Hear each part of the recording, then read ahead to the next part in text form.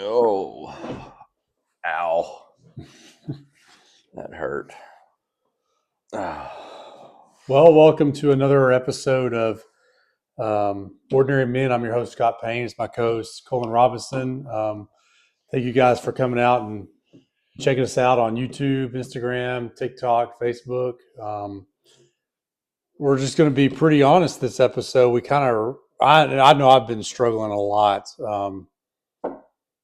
Just struggling, man. I can't really put my finger on it, but it's been a rough go. So emotionally, you were saying? Yeah, just a lot of just stuff. Like nothing. If you saw me in the hall or at church, I'd give you that. Hey, man, how you doing? I'm doing good. When you say But stuff, you mean pressure? uh, yeah, pressure. Just just just just just stuff. Yeah. It's life. Oh, yeah. A Yep. lot of like a lot of unanswered questions. A lot of you know why this happened, why that happened, why couldn't it have been easier? Yeah. Why can't life be easy? Oh, yeah. I think the more we try to fight that, the worse it gets. Yeah. Why can't life be easy? What if it is? What I mean, if this is easy? we go over to I guess compared a to some of different the other, country. yeah. You know what I mean? Mm-hmm. It's all perspective, I think. But I mean, you are what you're raised in, so we know what's easy and what's hard. Yeah. So what we feel is hard is justifiable, but it could be a lot worse. Yeah.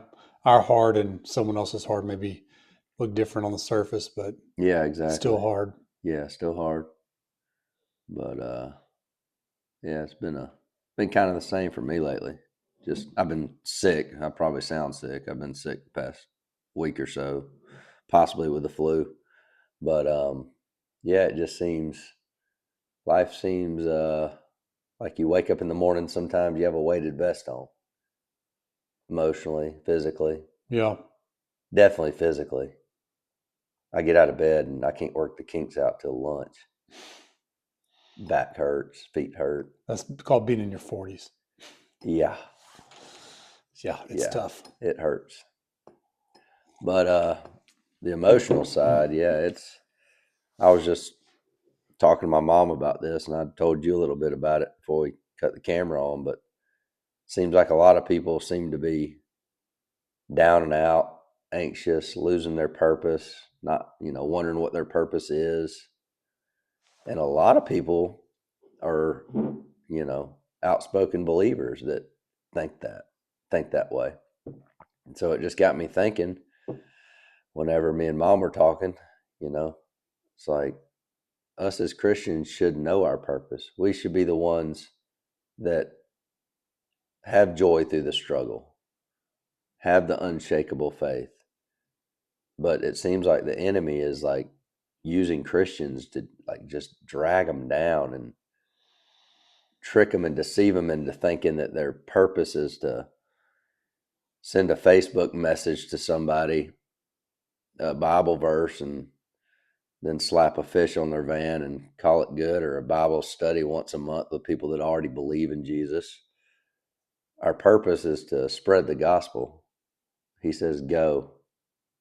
And if you're in your comfort zone, like America, the devil's brainwashed America to be in, um,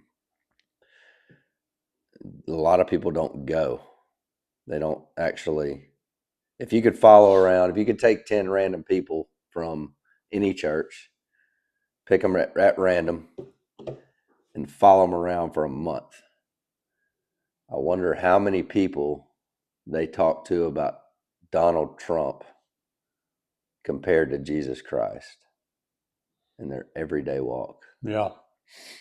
I would say definitely a lot more leaning towards the Oh yeah. Trump side. Oh yeah. Why do you think Jesus is so, for believers, for people that claim to know him personally, What do you think is why do you think it's so difficult for people to just to open up a conversation with someone leading with Jesus? Like, why do you think that some people are scared of it? Do you think it's because maybe they don't know him well enough or know the scriptures well enough? They're intimidated that way. Why do you think it's so hard for some people to have that conversation, just even with friends, people they know? I think that they're tricked into thinking they don't know the scripture good enough, which they might not. But Jesus says, have childlike faith, which a child can talk to somebody about Jesus. I think it's They tend to be more bold too. it's an attack of the enemy. It's you're not good enough to talk to this person. If you talk to them, you know they're you went to high school with their wife. He's going to go home and tell that I had a weird conversation about he just approached me. It's all about like your image is what it boils down to. Yeah. I had a conversation with someone. I'm not going to reveal their name because he or she may get upset with me, but she felt led to talk to someone, and it was someone she knew about the gospel. And she's like, "Well, I don't want people to think that I'm a Bible thumper." It's like I'm kind of nervous. She Yeah. ended up doing it and feeling so good about it, but like she was timid. It's like, what are they going to think of me? And I think I mean I've had that feeling before too. It's like they've known me all my life. Now I've kind of walked in a different path. What are they going to think? Yeah. When I'm like, if Which I'm is calling out their sin, or if I'm like, this is not yeah. biblical, this is not good. What are they going to think? Yeah. You know, Which is absolutely 100% the enemy trying to get in your mind. of course. How many people are ashamed to voice their opinions about how they believe in aliens? Somebody gets on one of those kicks on YouTube, they'll tell whoever, hey man, you believe in aliens? I Yeah, think I do now. Check out this YouTube. And there's no shame to it. There's no, like, why is that? Why? We know it's the enemy, but like everything else in our life, we can talk freely about what we love: hunting, our beliefs in politics, whatever the case may be. yeah. So why is Jesus He said he would be. so much more difficult to talk about? And you talk about aliens or politics. I mean, it starts a feeding frenzy, Uh-huh. doesn't it? But with Christ, you start that conversation with him, it kind of turns into something like, because it's real. It's Yeah. like you're having to like talk about like personal stuff that we tend to guard against. So you tend to start talking about, you know, um, well, I've got something in my life maybe I shouldn't be doing. Yeah. Maybe because he cuts you. You Yeah. know, right? The other stuff is like, oh yeah, I love aliens or I love politics, all this stuff, and it starts like everybody's feeding off each Yeah. other. Well, that's not true, and that's not. But with the Bible, it's just very different, and that's one reason why. Sin and pride. You don't want to So admit, you want to stop a conversation? Bring yeah. that up. Yeah. You don't want to admit your sin, and you want to be so prideful that you want to make everybody think that your life's great.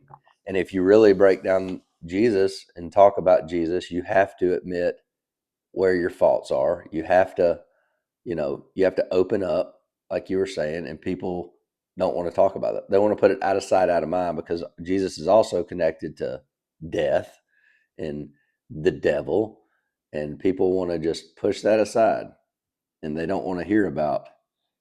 Politics is very divisive, Mm-hmm. but people will still. They actually like it. Yeah, They actually like to uh, have that confrontation.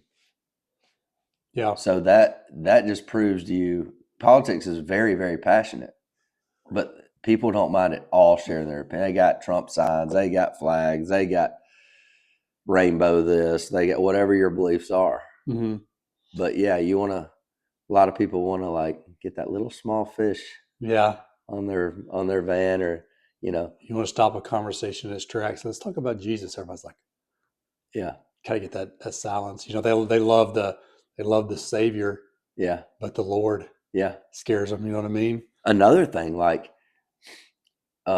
if you have a group of unbelievers that are wild people, for the most part, and somebody comes in the room that's a believer, you'll notice that they'll quit. Most of the time, they'll quit cussing. You know what I mean? Like you got if they're drunk and they're in one of those moods. But even then, I've seen it. Yeah, they just shut it off. Yeah. They're like, oh, so and so is here. We're not going to. If they have a Christian on their podcast, you watch the podcast before their F bomb Yeah. that podcast, straight laced. Why do you think that is? Oh Lord, I think it's. Think they're convicted, or do you think it's just stemming from somewhere else, or it's just I think it's out of stemming, respect to them, or I think it's stemming from what they deep down know is the truth. Everybody knows there's a God. You might be an atheist, but deep down, it's like Billy Graham said. Everybody knows there's a God. right? Billy Graham said he went to many bedsides of dying atheists, and every single one of them had the same thing in common. None of them really struggled. Like, they struggled through life, but they never were tested. They never were faced with death. So they went through this nice little life and got to voice their opinion and go against God. And they had all the things, that Solomon had. All of them were like this, successful. They never were tested. Yeah. But as soon as they got that cancer diagnosis, as soon as they were on their deathbed, and they went, wait a second. As soon as you take control out of the equation. Yeah. When they went, wait a second, I'm literally got a month. These people are saying. Then Billy said they changed their tone. Yeah, a lot of people like to use Jesus as a lifeline. Like, okay, kind of, I got him there if I need him. Yeah. And I'll reach out to him if I need him. But if I don't, then I'm good. It's like you're missing out. You're missing out on so many blessings. Yeah. You're missing out on so many. You could do so much for the world if you allow the Lord to come into your life and just like control it. It doesn't mean that you're out of control necessarily, but it gives meaning to things. Things are so much more important. Yeah. And Billy's point was not, to go back to that real quick, it was not that every atheist came to Christ on their deathbed. It was that some cursed him. Joseph Stalin cursed him. A lot of them, he said they would get mad at God. But who are they getting mad at now? When they'd open up, they'd be like, when they're on their deathbed, they would acknowledge God and admit that they were just mad at him their whole life. Yeah. Or, they'd ask questions, or they would get saved. It just, like I was saying, when you're faced with true hard times, you'll change your tone. Here comes a calling, man. Yep. Because everybody knows there's a God. Yeah. Not everybody accepts him or wants him to be the follower or be the leader of their life. But everybody deep down knows. I think a lot of Christians too, they want a big platform. They want a lot of followers on social media, and they don't think they can change the world just in their day-to-day everything. There's a good story. It's a tent evangelist. His name was Mordecai Ham. He was back in the late 1800s, early 1900s. He was a tent evangelist. So back then they had these big revivals out in the middle of pastures and stuff like that. So one day he was having this 1934. He was having a big service, and it caught the attention of two 14-year-old boys. So these two 14-year-old boys walk in there, and they're walking around. They can't find a chair anywhere. So the usher comes up to them. It's like, hey, because as they were leaving, the usher comes up to them and says, hey, boys, don't leave. Don't leave. I'll find you a seat. So he ends up finding a seat for these two young guys. At the end of the sermon, these two boys got saved. That boy is Billy Graham. Really? Yeah. And no one knows the name of the usher, who that was. Yeah. And, and a lot of times we're looking, okay, I want to change the world, but our job is not to change the world. Our job is to change somebody's world. Oh yeah. And that usher doing what he was called to do, he was responsible for the gospel getting to, and I'm not saying that if that usher would not have shown Billy Graham that chair, I'm not saying Billy Graham would not have been saved. Right. But the Lord would used him. Yeah. Used his little ministry as just wanting to serve to change the world. Mm-hmm. And I think we get caught up on sometimes. Yeah, when that usher, when he gets to heaven, God's going to go, you Good know, job. yeah, My good and faithful yeah, he's servant. going to go, I was going to prick at the heart of Billy Graham no matter what, but I chose you Yeah. to be that avenue, that vein to do that job. And that's another thing too, is God does not need to use you to to spread his good news, right? He does not need us individually, but be the kind of guy that he knows he can count, be reliable. Like I had this guy, I was supposed to, this usher didn't brush him off, that usher brushed him off, but I know if I chose him, he was going to do it. Yeah. Be that kind of guy, be Yep. reliable. Yep. Exactly. And Exactly. and that looks just like just serving, man. Yeah. Serve your local church or whatever, and you can be surprised how the ripples that causes. Yeah. You know? Exactly. And if it does nothing for a little bit, it's still an act of obedience. That's right. Just practice, man. And I don't think anything does nothing. I think if you're serving the Lord, it's gonna do something. It's gonna, plant that seed, or somebody's gonna. There's no telling how deep it can go, and what we don't see. We'll never know. We'll never know. Yeah. Maybe one day He can reveal that. Yeah. But yeah, it's about obedience too. It is. He doesn't need us, but he can sure use us if we're willing and just allow it to happen. Yep. Exactly. Exactly. So what else is going on? Just trying to get my energy back from being sick. That's the worst. Yeah. It takes a couple of weeks. That's when you get in your 40s. It takes a minute. Yeah. It takes a minute. Yeah. It's rough, but it gave me time to pray and stuff and read my Bible. One of the things, kind of one of my ideas when we decided to start this podcast was really wanted to make the gospel simple. Yeah. I didn't want it to be, there's just so many people out there that are just having these theological debates online. Oh yeah. When I was on TikTok and had that channel, it was. And you have just so many people that are just lost looking for answers and looking. Yeah. And I came across one of the best examples of the gospel I've ever heard. And it's about ancient far off land. It's about a king who was both the most loving and just king ever. Yeah. And it comes to find out someone is stealing from the king, stealing from his treasury. And so he puts a decree out, say 10 lashes to whoever's stealing from me, right? Because there's punishment for disobedience, for sin, right? Yeah. So 10 lashes. And then come to find out, a couple of weeks go by, someone's still stealing from the treasury. So he puts the decree out, 40 lashes. 40 lashes for whoever's stealing from my treasury. Well, 40 lashes is a death sentence. And so come to find out, it was his daughter.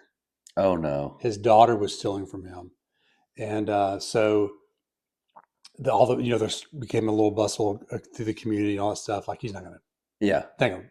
But in order, he's like, well, no, sin was committed, so there must be punishment. If I am a just and loving God, I have to punish sin, right? I have to punish this. So he said, carry out the sentence.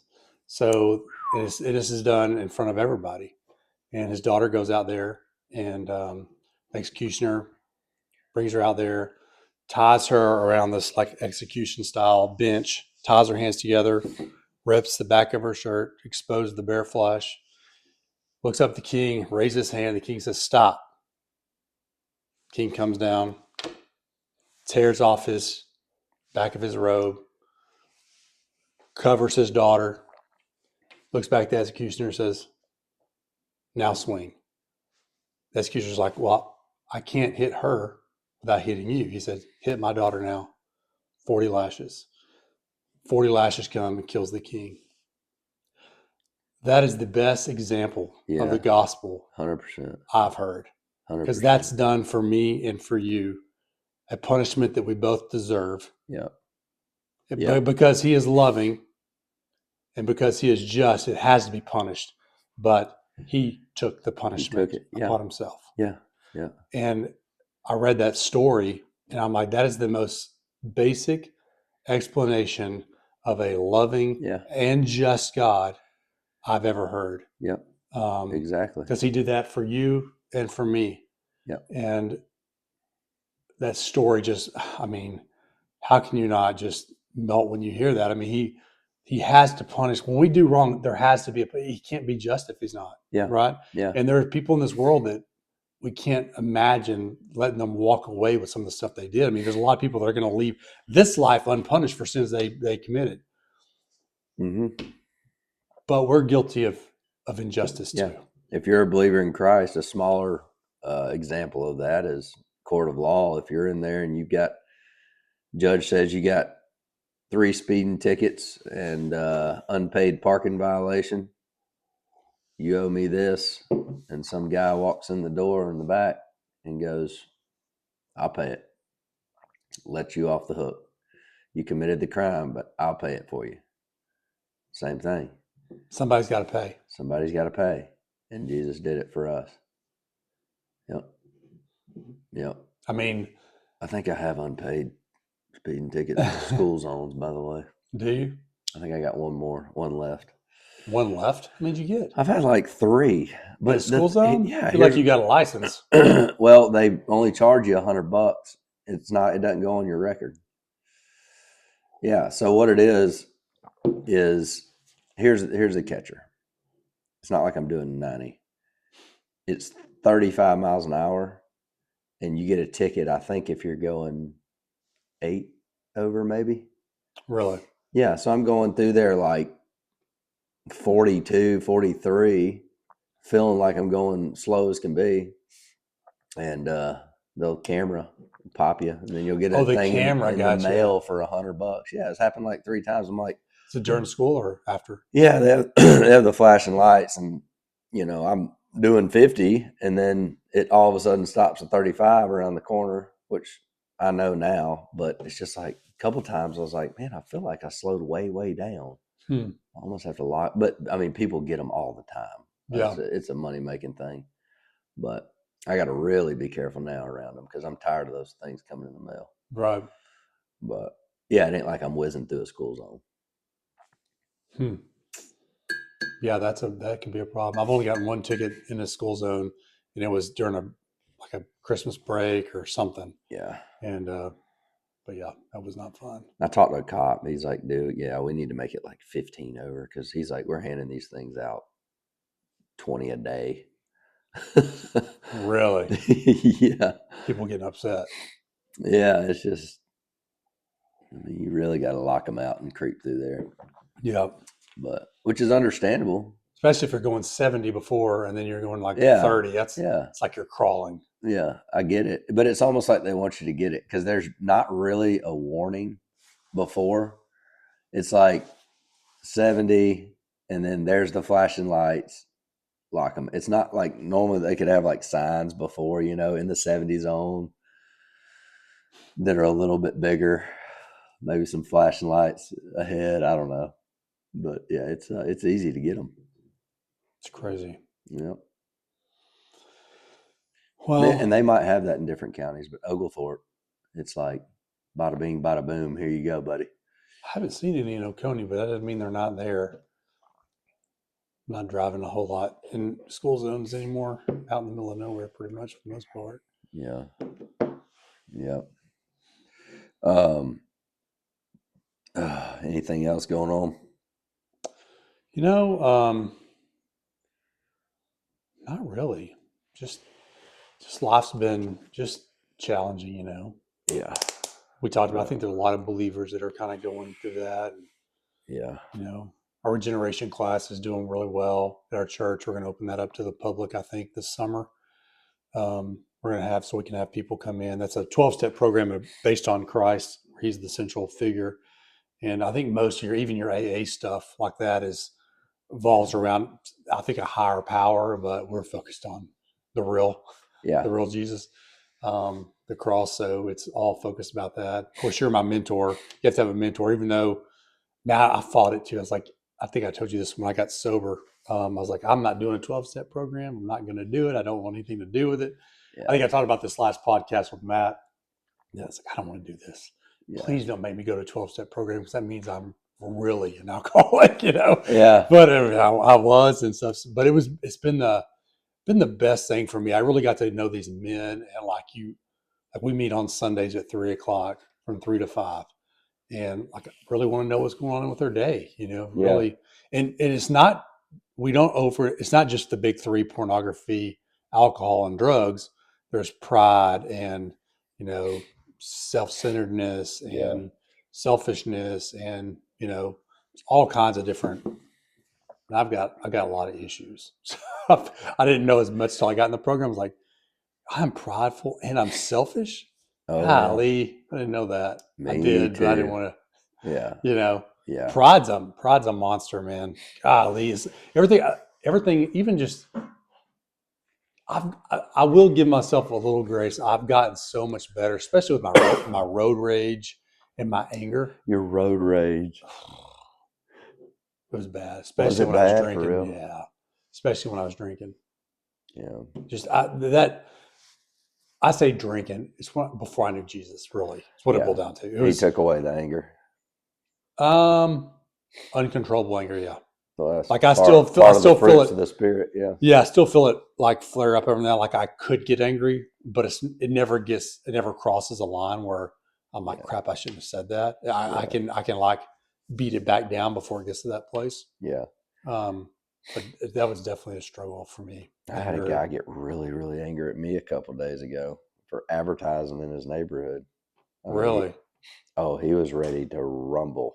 It's the second time that this has happened Is to he in me. the same business? No, he lived in the neighborhood. Second time it's happened to me in 8 years of having the business. I mean, he came guns blazing. I thought he might have had a gun.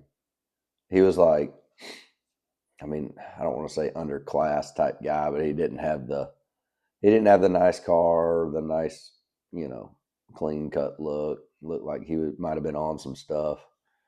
But yeah, he pulled up to my truck and like not like, hey man, we don't like people putting stuff on mailboxes in here, talking there. There's no soliciting. He's the HOA president. If he was, he needs a different occupation for that. But yeah, it was no talking to me. It was roll your window down. So I rolled my window down, and he was like, "You need to get the brah brah brah. I catch you putting one of those on my mailbox. I'm gonna meet you at the mailbox. Brah brah brah." Bro, you're gonna roll up with someone with that attitude. You better be ready. I mean, dude, I got just so. he said, "What you're doing is a felony." I said, "No," and this is what really ticked him off. I said, "No, it's not," and I said it just like that. And then he got even more heated. He started to reach for his handle to get out of his truck. Oh, he's in the truck. He drove out in the truck. Out of his car, rather. And he started to like get out. And so I said something else. Like, I think I explained how putting them in a mailbox is a felony. Put them on a mailbox is not. It's Right. advertising. And so he threw his car in reverse. And I could hear him yelling as he was going back. Like, F this, F you, I'm calling the cops, blah, blah, blah. Wow. So I just waited. I just sat there. And I saw him like 20 feet behind me in my rearview mirror. And so now I'm in like, okay, if he comes over, he was at this window, which the other one was too. But if he comes to my window, then It's gonna be a problem. we might have to address things a different So okay, way. so tell me, how would that have gone 6 years ago versus now? Honestly, I would have gotten out of the car and run over to his window and Pulled him out of the truck. it'd have been like, yeah, you don't yell at me like that. Yeah. And I'd have been screaming back. Mm-hmm. But I just stayed calm, and it was easy for me. Like I knew it was stupid. I knew he handled it wrong. I knew I never wanted to get on his level like I used to be. Yeah. And like the thought of getting out, like I wasn't even shaking. The thought of getting out and like trying to make him mad too didn't even cross my mind. Yeah. I remember thinking, okay, if he comes at me, then we can. Like, this dude definitely needs the gospel, right? How can I be an example? Yeah. So what happened was, but I was, on the other hand, I'm going to protect myself. Mhm. But so he backed up, and I'm just waiting there because it just it really floored me how people can be like that. An adult can act like an 8-year-old in a Right. soccer tournament that gets kicked in the shin by little Billy and wants to go off on him. Like, he was in his 40s and he doesn't have enough sense to pull up and just have a conversation. He wants to just come out screaming F-bombs and threatening me. Yeah, that's not smart. So then he pulls up again, and That Call- man has never been humbled. no. And I remember thinking, okay, he's coming up, because he could have got out of his car and come up to my window. I was like, all right, he's making the right decision coming up the passenger side again. And so I de-escalated the situation. He rolled down the window again and got to screaming. And dude, I said, man, this is just shocking me, because he asked, why am I still there? I said, man, this is just shocking me, because you seem like a cool guy, somebody I'd hang out with. And right when I said that, his whole demeanor changed. The second, it's like he never had like true friends or something, or, Yeah. you know, maybe bad parents or whatever. He's never been shown love. But yeah, I said, dude, I'm just shocked right now. You look like somebody I'd hang out with, a cool dude my age. And, you know, are you having a bad day? I'll get out of here. And right when I said that, he just like, man, I'm sorry. It's not me. It's just people in the neighborhood were frustrated with people putting stuff on mailboxes. And I know you're probably a good guy. And I'm like, whoa. So it changed on a dime. Yeah. But I was also ready to give a little boxing match if we wanted to. Yeah, I definitely, when I was in my drinking, there was definitely I could feel it coming on. There'd be like a switch. Yeah. And once I crossed that, Yeah. it was a problem. Yeah. Like, there was no stopping me. There's no talking to me. It was just like, Oh yeah. someone's. When you're not a Christian, it's scary how like you're looking for anger. You're looking for, like, back when me and my buddies You're used looking to for hang confrontation. out. 100%. Back when me and my buddies used to hang out. Here's one example of many, many, many, many. But we were coming back from Athens one time, and we went through the McDonald's. We had a hunting club out in, like, I think Greene County or something, and we decided to go to Athens. We were drinking at the hunting club, went to Athens, and on the way home at like 12 o'clock, 1 o'clock in the morning, we stopped by McDonald's to go back to the hunting club. And it's me, a buddy of mine, Trey, and Jake Han, and we're all three in the car. And we pull up to McDonald's in the drive-thru, and this guy honks his horn behind us, and he's like, you know, beep, beep, go, because we were talking and we didn't scoot up. So we go, and then the guy like lifts his head out the window and says something like, "Stop being so distracted," or something like that. And that's all it took. That's all it took. My buddy Trey said, "What did he say?" I said, "He's mouthing something back there." And Trey got out. I look in the rearview mirror, and Trey is telling this guy to roll down his window, and he's standing where the guy can't open his door, like kind of against the building. And the guy rolls down his window. He had a girlfriend with him, so he's probably trying to act tough. And I see Trey just like tagging this guy 3 times, just bam, bam. And then the guy tries rolling up his window, and Trey takes it and like tries to break it, I guess. From what I remember, I could be wrong about the window part, but I remember him grabbing onto the window, and he hits this guy like 3 times, and the guy just folds over like this, and his girlfriend's screaming, "Why, blah, blah, blah." And I'm like, Trey gets back in the car, and he goes, "He's hurt." I'm like, heck yeah. But that's all it took. Yeah. Like, it's crazy. Yeah. And I know a part of that's from being young, but some people never grow out of that. Yeah. Like that guy the other day was Some people chase not it. 20. He was 40 or 50. Yeah. You never know what someone's going through. Yeah, that's another thing. And if we are supposed to be the hands and feet, Yeah. then we've got to look different. Yeah. Even, and I'm gonna tell you, there's times where it'd be really easy to lose it, and Yeah. and that's So in the gym, I had this kid. He kept like after I'd be done with the machine, he would come like unrack my weights and then put them somewhere else.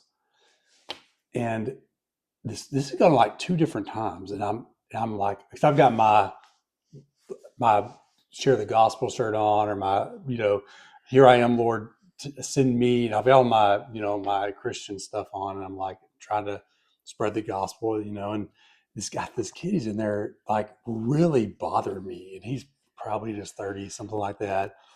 But he keeps like, if I'll be done with like the bench press or the incline, and I'll put I'll maybe leave 135 on there sometimes I unrack them. But even if I didn't re-rack the weights, so they were there before me, to like come behind me and take them and then go put them on the rack where there's no machine, there's just all the free weights on there. Mm-hmm.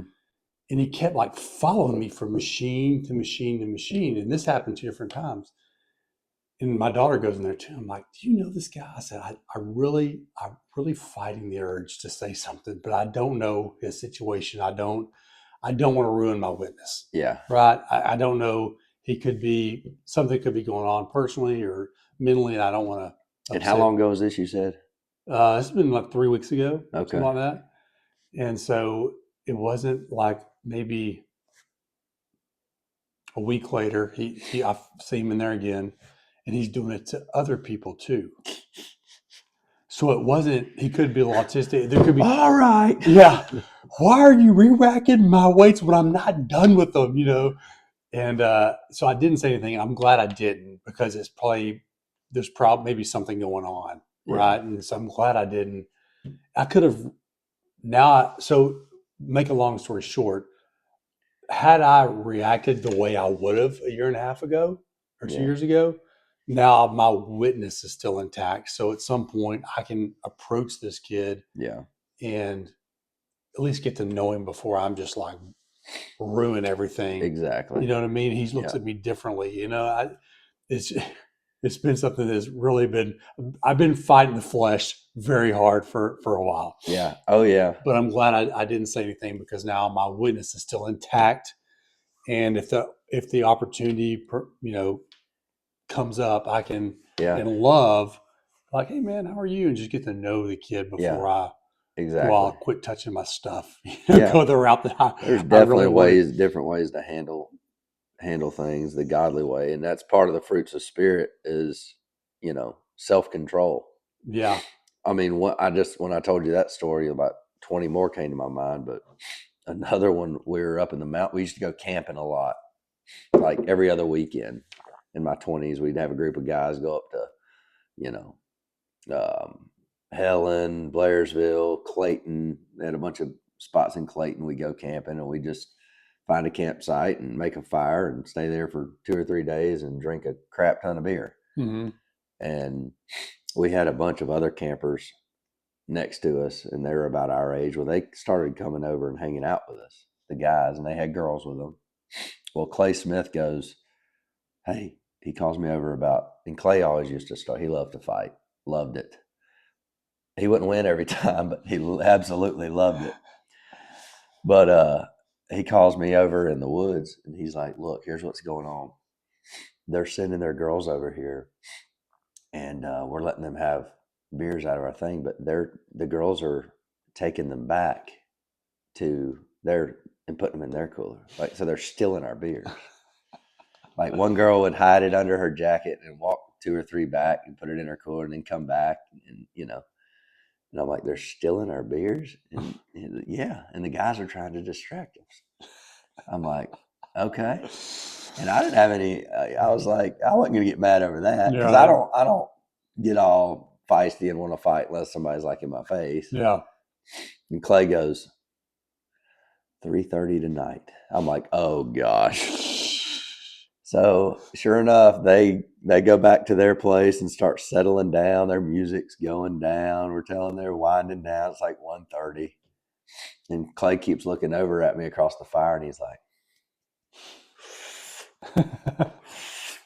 and I'm like, just shaking my head. And sure enough, 3:30 came, and Clay goes, let's go.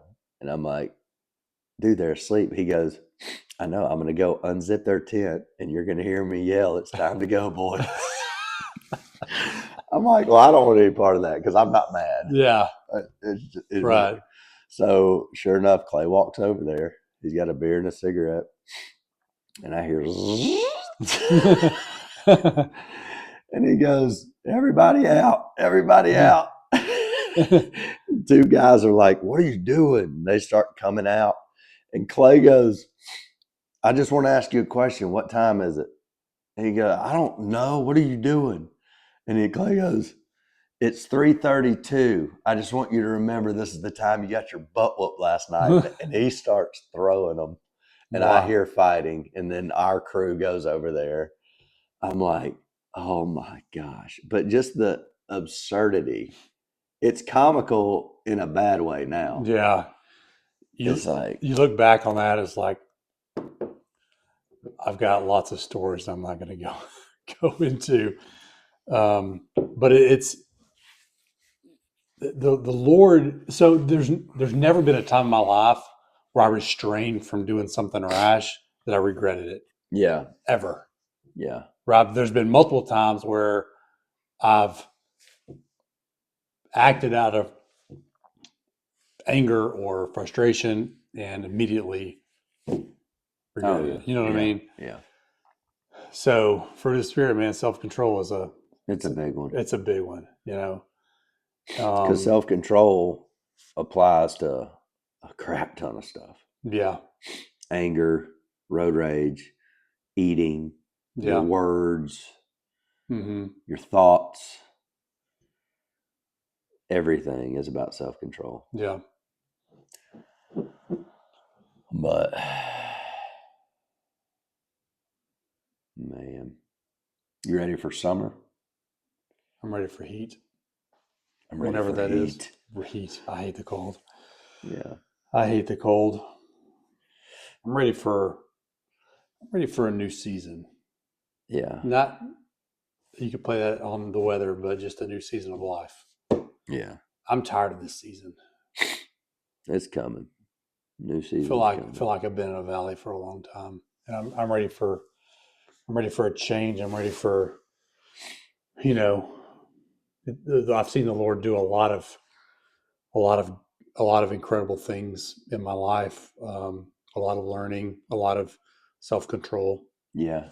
Um, but I'm tired of, to be honest, I'm tired of fighting. Mm-hmm. I'm exhausted. Yeah. Feels like everything I've Touch is it's not been going the direction you yeah, want and it to. it's just been hard. Everything. Yeah. Nothing has, and it's always been that. I feel like it's always been that way. I'm not trying to throw a pity party by any chance. I've been blessed beyond measure. That's not what I'm saying. I'm just saying Are you a that guy that sets your goals extra high? You get what I'm saying? Or are you a guy that kind of sets a goal and sets another goal and works his way up? to be honest with you, I'm not a goal setter. Maybe that's a problem.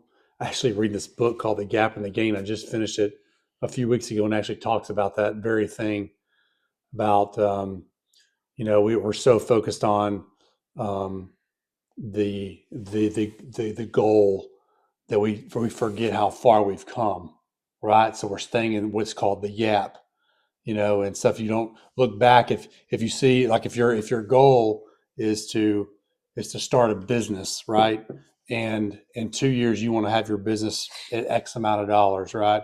And you look back during that time period, maybe your business isn't exceeding the way you thought it would, Yeah. but you look back and you find yourself how far you've come, right? Yeah. How you got everything in order and how you're starting to make money and you're gaining clients. Yeah. That's the gain, Yeah. right? So you didn't hit your goal, and so you stay in the gap. Well, I didn't hit this number. I didn't do it well. The whole time you're like, because you're never going to be content. You're always going to be striving for the next thing, the next Yeah. thing, the next thing. And people get lost in that, and they forget to, okay, look how far I've come, Yeah. and celebrating the victories versus, okay, you didn't hit this particular goal, but you did well. You did, and just living in that. I definitely have high expectations for myself. I always have, but I don't feel like anything has ever come easy. What is your goal? Right, you just said you don't really make goals, but what? I think everybody has goals if they think about it. Like, what are you searching for, job wise or financially? Is it you want to become a millionaire? Is it you want to? What's your kind of thing? You want to have a year where you make this much, or you want to sell this much, or No, my goal has never been a dollar figure. It's always been about one thing, that's freedom. You know, yeah, that's me. yeah, the freedom is what's important to me. Like, of And course, I want to supply for my family, yeah, of which you have course. to have money to do that. Yeah, of course. And I want to be able to, to make it to all my kids' games. And I Yeah, want that kind of freedom. And I want to be able to, you know, go on vacation with my girls and stuff like that. So there's no dollar figure in mind, but yeah, I've always, not, I've been successful a lot in that area. I've never wanted for anything, yeah. Um, but sometimes I think I get,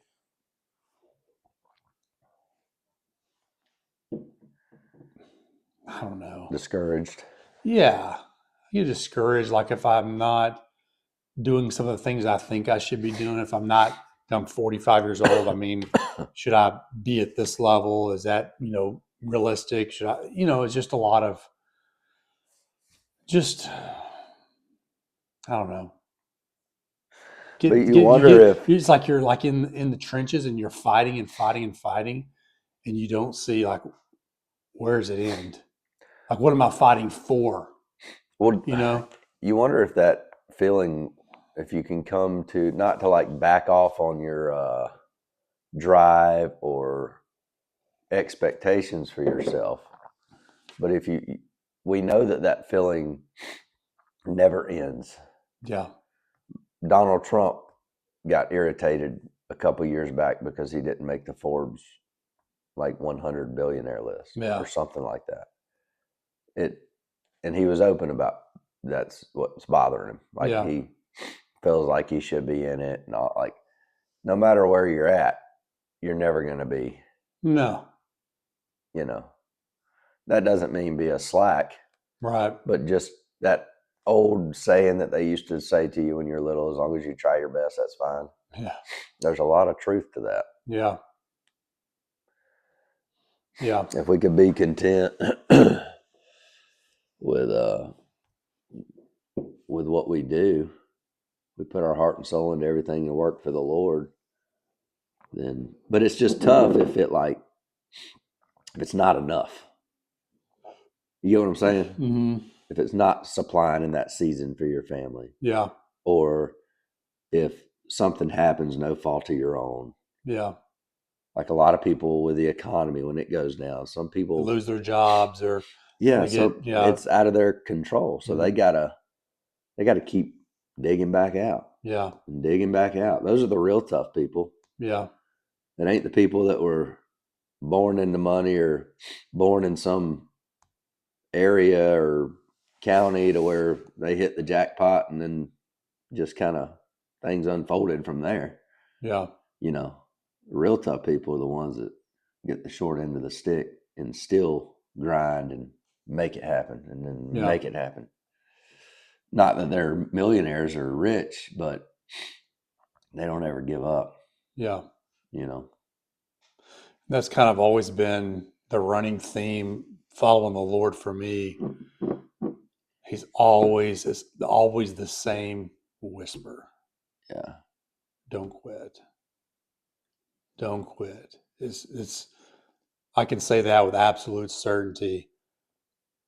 Following the Lord, there's going to be days and seasons where you're just like, I don't know if I can keep doing this. Yeah. Oh You yeah. know, and I think what you'll hear in the back of your mind is, don't quit. Because your blessing could be just on the other side. Yeah. And what if you quit and you stop short of it? Your blessing. A lot of times our biggest blessings come after our biggest struggles. Yeah. Oh yeah. Yeah. And that's been a running theme of my life. I could count many times where there's just been loss of job and moving my family across the country and then my biggest blessing coming after that biggest heartache or heartbreak, you Yeah. know. Yeah. But Yeah. it's always been don't quit, Don't because quit. that's the easy thing to do. Well, the Bible talks a lot about perseverance in a Yeah, lot of things. long suffering. Endurance. Yeah, run the race. Yeah. It's difficult, and it's hard to run. Like, for those new believers, it's hard to run a race when you don't know where the finish line is. The finish line is ultimately the cross, right? I mean, that's where we're running headed towards. But it's like you don't know where this path is leading. Sometimes it bends, Yeah. you don't really know where the finish line is, No. and it's scary to run around some of the corners full speed ahead Yeah. when you don't know what's around the corner. And sometimes it's good, and sometimes it's difficulty. Yeah, you almost wish like you could have an insight of when your bad season's going to end, because we all have a breaking point. Yeah, We're human. right.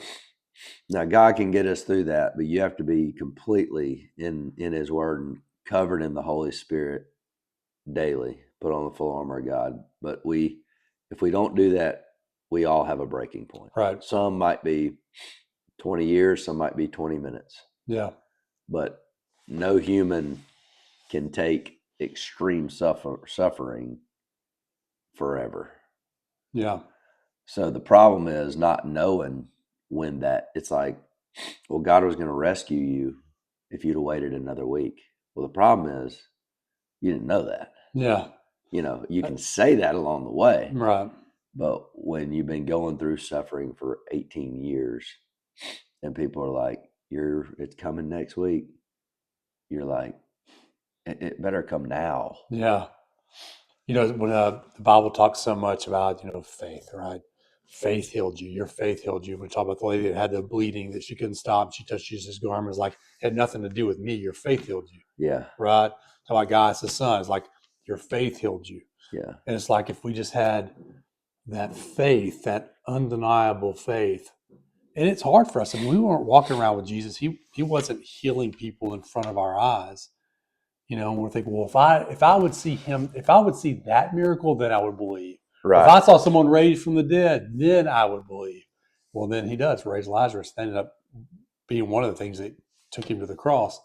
But it's hard sometimes. I know there's a lot of people out there watching that are just in that season where they just don't know when the healing is going to come, or if it's going to come in this life, Yeah. and that's tough. That's a tough place to be for anyone, That's really tough, because the fact of the matter is sometimes healing doesn't come in this life. It doesn't. But he still says to endure. The thorn in Paul's side, he's going to still get you through. And if you turn it around and look at it the opposite way of what I just described, we all know we're going to die. We all know life is short.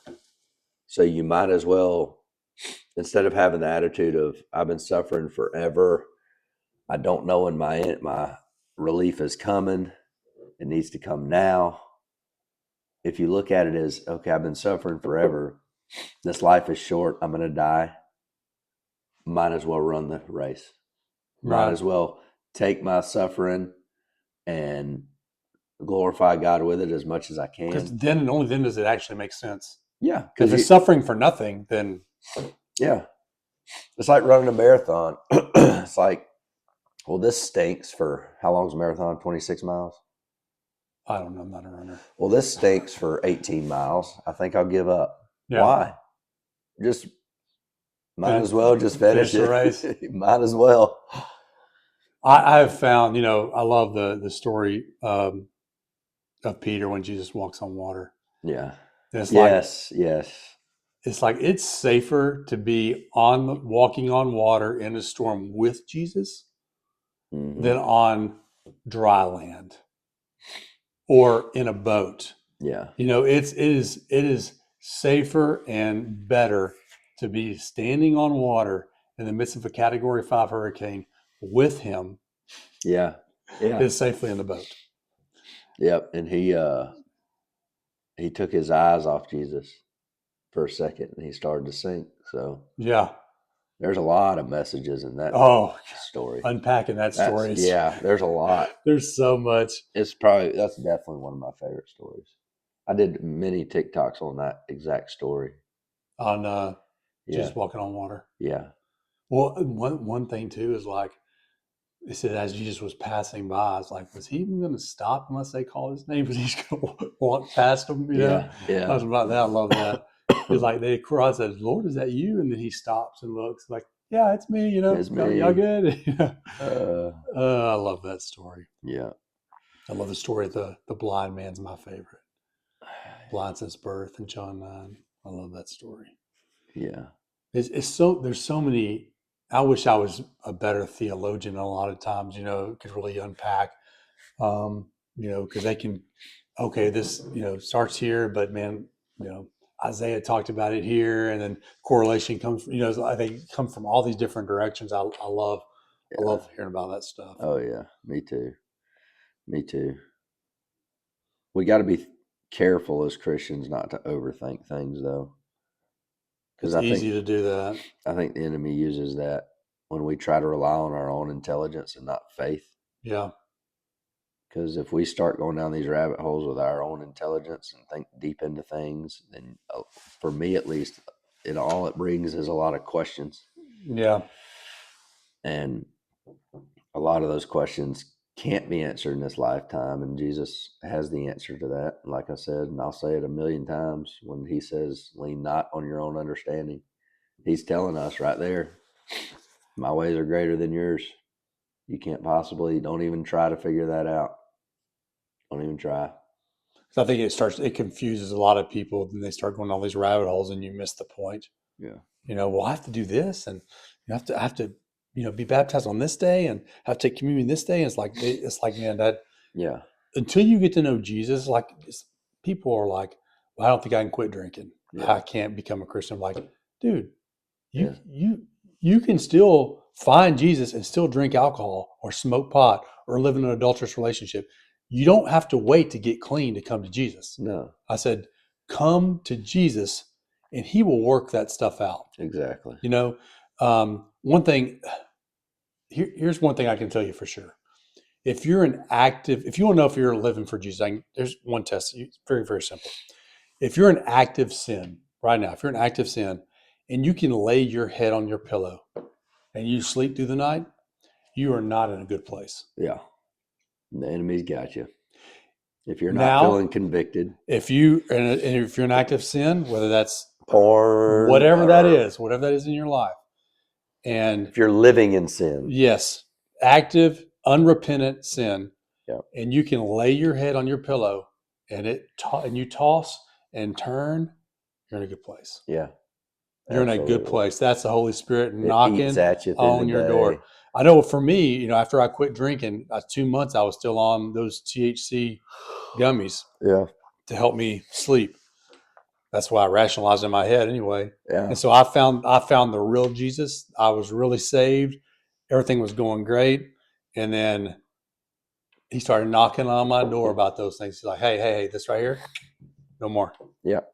Right here, no more. I mean, it was like that. It was like, hey, right here, Yeah, no more. I said, it was so convicting. yeah. So convicting. I was like, okay. So I did put it down, and dude, my appetite came back, and I started sleeping like a baby. Yep. It's crazy. Crazy stuff. Yeah. You gotta love it. Yeah, man. Well, we can wrap it up for the day. Sorry, I've been sounding sick and coughing and nose running and all that stuff, but it is what it is. You all right? Ordinary man. Right. Hey, and that's the thing too. We are broken. We do not have it figured out. We do have it figured out, but we don't have a lot of things figured out. But we found. What does he talk about? He tells, like, when you find what verse is that where he talks about the treasure? What book is that in? What treasure are you talking about? When you find the kingdom of heaven, it's like finding a treasure, buried treasure in a field. Finding Jesus is like finding. I'm going to look that up. Let's see here. Finding. We still struggle, Definitely struggle. still question things, but hey, we're ordinary men, right? Yeah, that's right. We found Jesus is what I was trying to say. And when you find Jesus, you have fulfilled your, it's right here. Finding in the Bible. The Bible doesn't promise us a calm sea, but a safe passage. Bingo. The king, okay, it's in Matthew 13:44. The kingdom of heaven is like treasure hidden in a field. When a man found it, he hid it again, and then his joy went and sold. In his joy, went and sold all he had to buy the field. Again, the kingdom of heaven is like a merchant looking for fine pearls. When he found one of the great value, he went away and sold everything he had and bought it. So when you find Jesus, it's like finding buried treasure. Let's see here. Where did I leave off? Anyway, it goes on to talk about like you haven't figured out life. You can't figure out all the things in life, like we discussed earlier, how the devil can use your mind thinking too much into stuff. We don't have any of that figured out. We're just two ordinary men. But if you have Jesus, that's all you need. You've found the treasure. You don't have to figure it out the earthly way. If you found Jesus as your Savior, you have figured out how to conquer this life and get through hard times. Beat the grave. Beat the grave. So we were both right. I know what you meant. He's the only one that's promises a way out of this place alive, right? Exactly. I mean, and he was rose from the dead. And if someone's going to raise from the dead, I'm going to listen to everything they have to say. Yeah, that's It's kind of a big deal. That doesn't happen ever. Yeah. A lot of people can do some cool stuff. I was watching stuff on Barry Bonds last night. Unbelievable hitter. Oh yeah. You know, cool stuff. But old Barry, he can't raise you from the dead. No. But anyway, we can get about our day. We hope y'all have a good day. Thank y'all for watching. Yeah. Thank you guys. Till next time. Till next time. Oh.